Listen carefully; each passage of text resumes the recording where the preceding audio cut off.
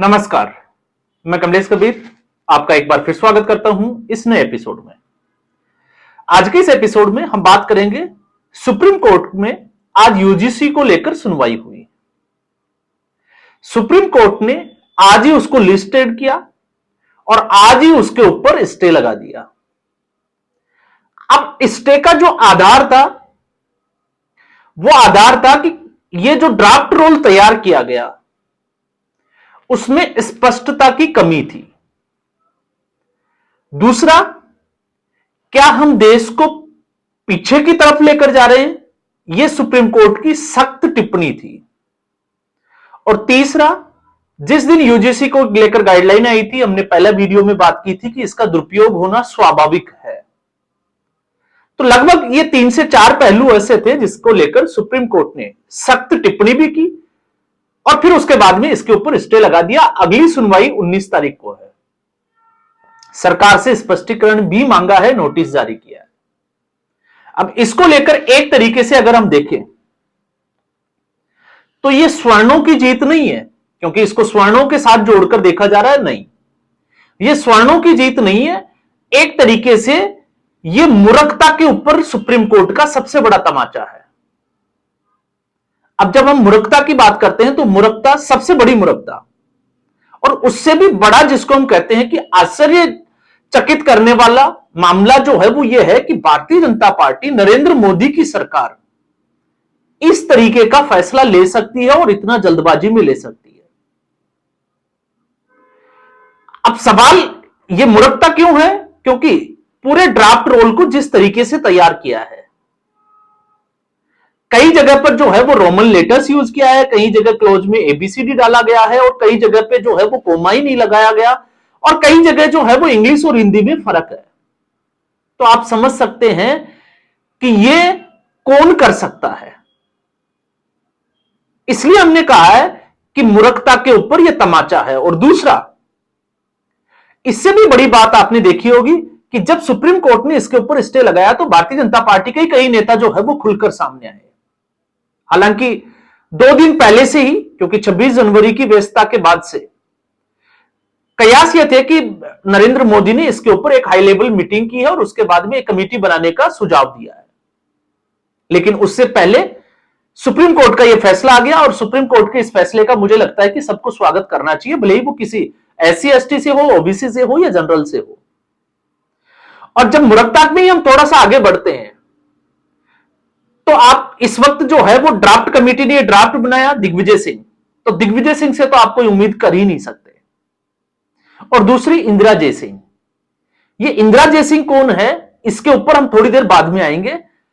इनकी लोगों की कमेटी ने ये ड्राफ्ट रोल तैयार किया था और उसके बाद ओबीसी वर्ड इसमें ऐड किया था।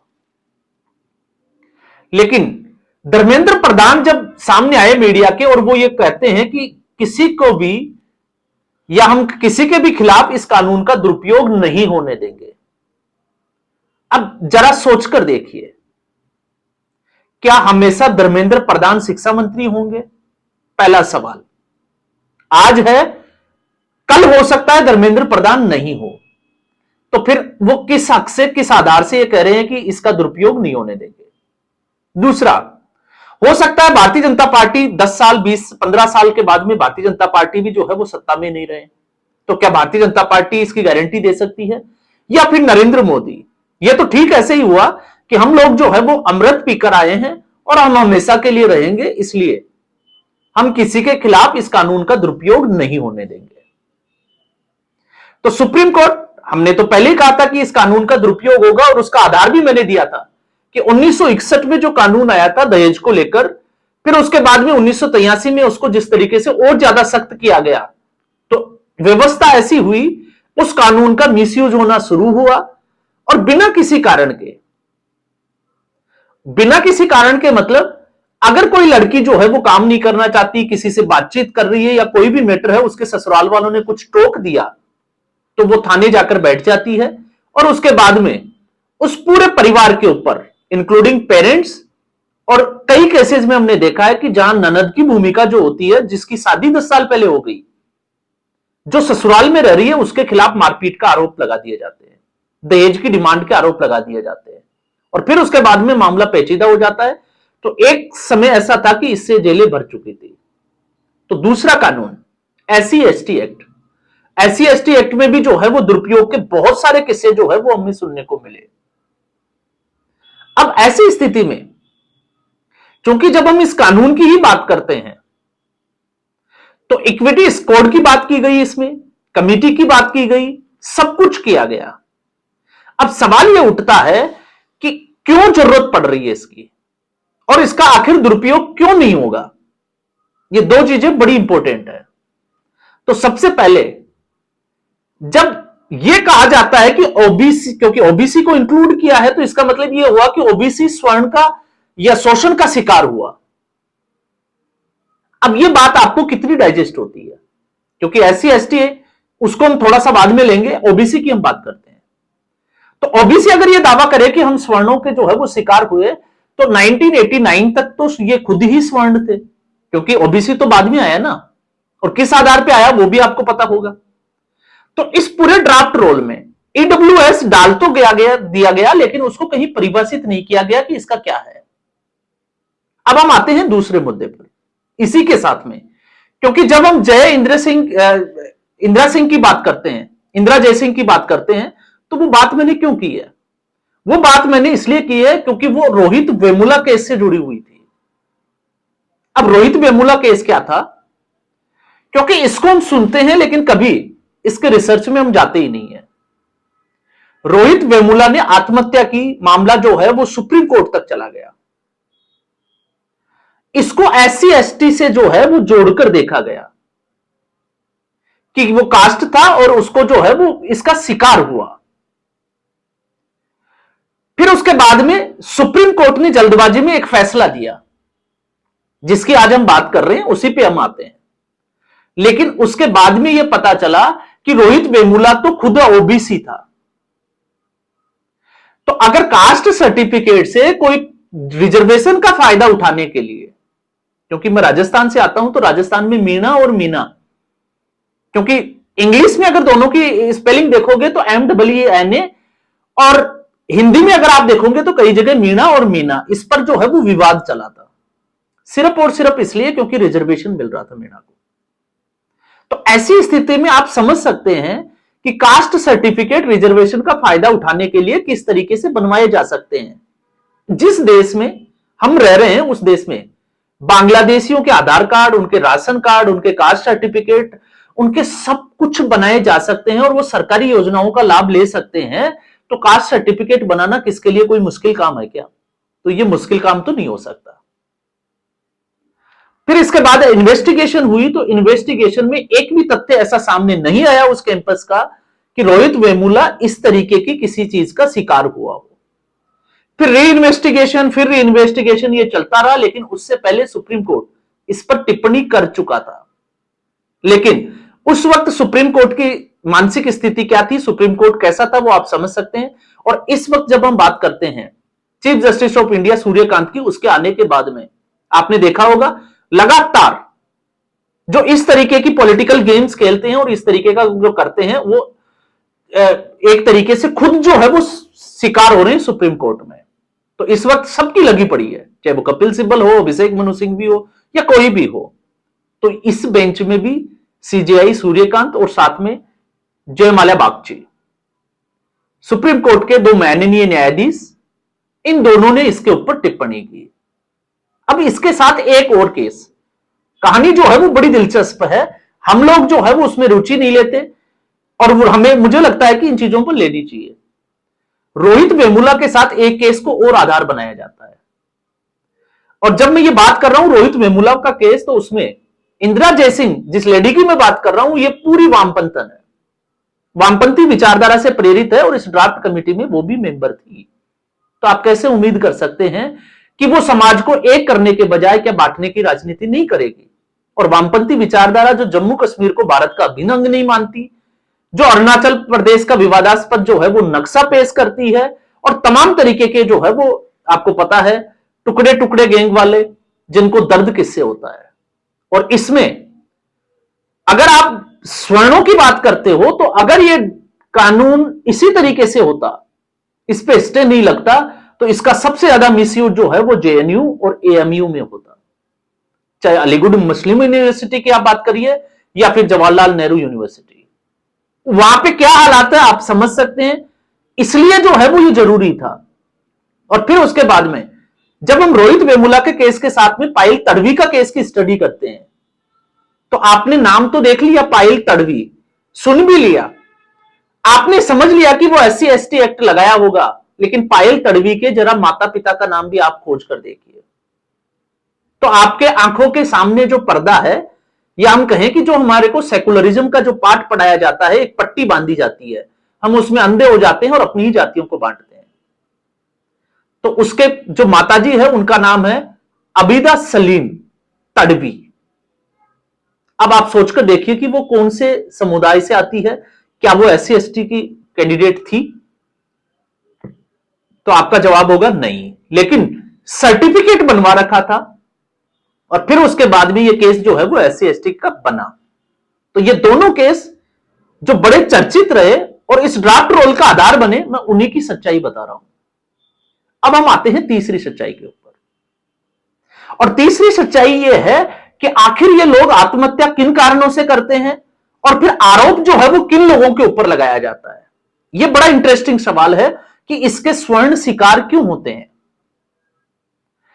जनरल कैटेगरी के जो स्टूडेंट्स होते हैं उनकी कट ऑफ क्या जाती है, आप जरा उस पर गौर करिए। अभी थोड़े दिनों पहले एक चर्चा चली थी कि नीट में -40% वाले स्टूडेंट का चयन जो है वो नियमों के आधार पर हुआ है। कभी कल्पना की होगी -40%? तो आप सोचकर देखिए, क्योंकि मैंने पिछली बार भी ये उदाहरण दिया था कि जहां जनरल और ओबीसी, जनरल में ओबीसी में कट ऑफ जो है वो हाई जाती है, SC ST में लगभग जो है वो आधी हो जाती है।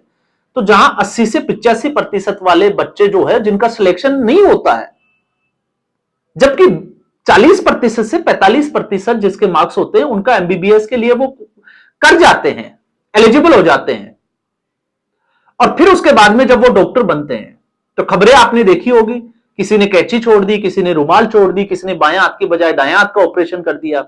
या फिर एक कहावत बड़ी प्रचलित है कि अगर कोई बीमार होता है तो फिर वो बोलता है शर्मा जी को ही दिखाना।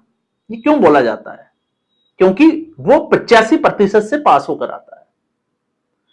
तो अब आत्महत्या को जब हम इसको देखते हैं तो एज ए एजुकेशन साइकोलॉजिस्ट, क्योंकि मैं इस पे काम करता हूं, जब इसकी स्टडी करते हैं तो फिर एक चीज जो है वो बड़े आराम से समझ में आती है, और वो है कि इस देश में शिक्षा को व्यवसाय बना दिया, चाहे वो राजनीतिक दल हो, सरकारें हो या फिर इंस्टीट्यूशंस हो।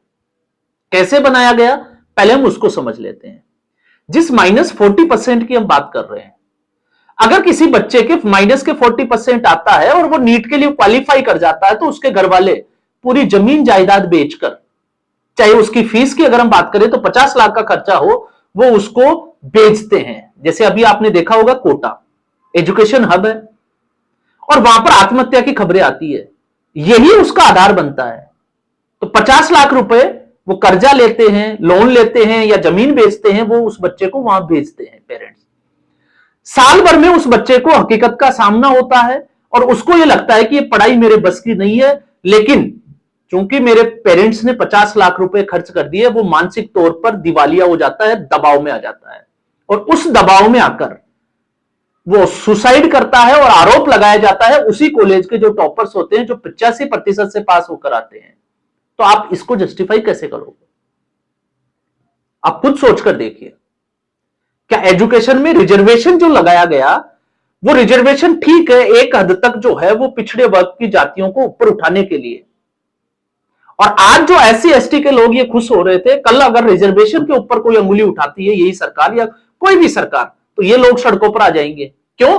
क्योंकि इनकी तो रोज दुकानें ही रिजर्वेशन से चल रही है, और रिजर्वेशन से इस तरीके से चल रही है, ये लोग ये कहते हैं कि सवर्णों का शिकार है। मुझे लगता है कि ज्यादातर शिकार ये लोग करते हैं, क्योंकि आप देखिए जहां पर SC ST का, मैं राजस्थान का हूं तो राजस्थान में जिस जनजातीय में, या जैसे जिस मीणा जनजाति की मैं बात कर रहा हूं, एक एक परिवार से 4-4 अफसर हैं। कोई IAS, कोई जो है वो IRS है, कोई जो है वो तहसीलदार बना हुआ है, कोई रेलवे में TT लगा हुआ है, और लगातार वो इसका फायदा उठा रहे हैं। तो सरकार जो है वो आंखें बंद करके बैठी है और स्वर्ण वो 85% 80% लाके भी खेतों में काम कर रहे हैं या किसी के साथ जो है वो मजदूरी कर रहे हैं। ये स्थिति बनी हुई है। तो आत्महत्या का मेन कारण जो है वो है एक प्राइवेट जो इंस्टीट्यूशंस है जिन्होंने एक बिजनेस बनाया हुआ है उनमें काउंसलिंग की कमी है। वो जज ही नहीं करते कि ये बच्चा जो है वो कर पाएगा या नहीं कर पाएगा, क्योंकि उनको मोटी फीस चाहिए तो लालच दिया जाता है कि आपका बच्चा बहुत इंटेलिजेंट है, ये डॉक्टर बन जाएगा, ये बन जाएगा, आप 1.5 लाख रुपए फीस जमा करा दीजिए। 1.5 लाख रुपए फीस जमा कराई जाती है। 5 महीने में उस बच्चे को जो है वो अपनी औकात का पता चलता है और जब उसको लगता है फिर वो सुसाइड करता है। और आरोप किसके ऊपर लगाया जाता है? एक सबसे अच्छा आसान काम है कि आप उठाओ और अपना जो एक्ट जो पावर जो मिली हुई है उसका मिसयूज करो, उसको दबाने के लिए, हाईलाइट होने के लिए, ताकि परिवार में किसी को नौकरी मिल जाए या तो फिर सरकार जो है वो कोई पैसा दे दे।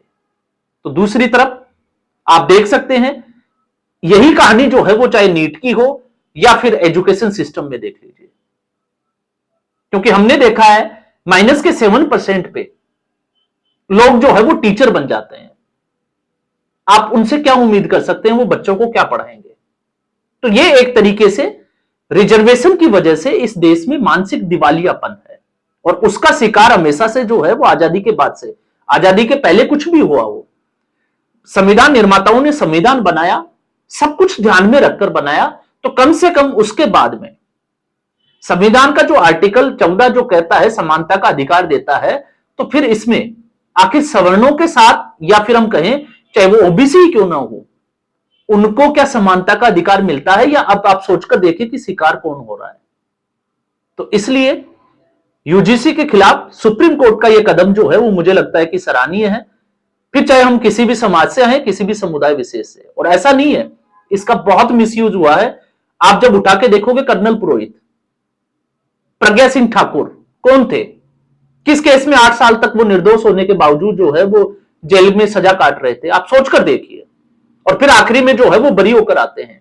तो ऐसा नहीं है कि कोई एक ही जो है वो शिकार है, लेकिन उससे भी बड़ा सवाल यह है कि भारतीय जनता पार्टी की बड़ी जो लीडरशिप है जो लगभग आरएसएस से आती है, और आरएसएस 1925 में जातीय सिस्टम को खत्म करने के लिए, क्योंकि आज भी आरएसएस में जो लोग जाते हैं उनसे जाति नहीं पूछी जाती, वो एक जगह बैठकर खाना खाते हैं, वो एक जगह बैठकर जो है वो खाना बनाते हैं। तो फिर उस विचारधारा से निकले हुए लोग जो राष्ट्रवाद की सोचते हो, जो ये कहते हो कि बटोगे तो कटोगे, आखिर उसमें ऐसे कौन से लोग जो है वो शामिल हो गए जो इस तरीके से लोगों को जातिगत आधार पर बांटने लगे, या दिग्विजय सिंह की सलाह जो है वो उनको अच्छी लगने लगी, जिस व्यक्ति ने सैफ्रॉन टेररिज्म की थ्योरी को गढ़ी और एक बाकायदा जो है वो पुस्तक का विवेचन करवाया। तो आप समझ सकते हैं स्थिति जो है वो क्या है। तो ये एक तरीके से भारतीय जनता पार्टी को भी पुनः विचार करने के लिए सुप्रीम कोर्ट ने मौका दिया है और विचार करना चाहिए। तो आज के एपिसोड में बस इतना ही। उम्मीद करूंगा वीडियो एपिसोड आपको पसंद आया होगा। वीडियो को लाइक करें, शेयर करें, चैनल जरूर सब्सक्राइब करें। धन्यवाद।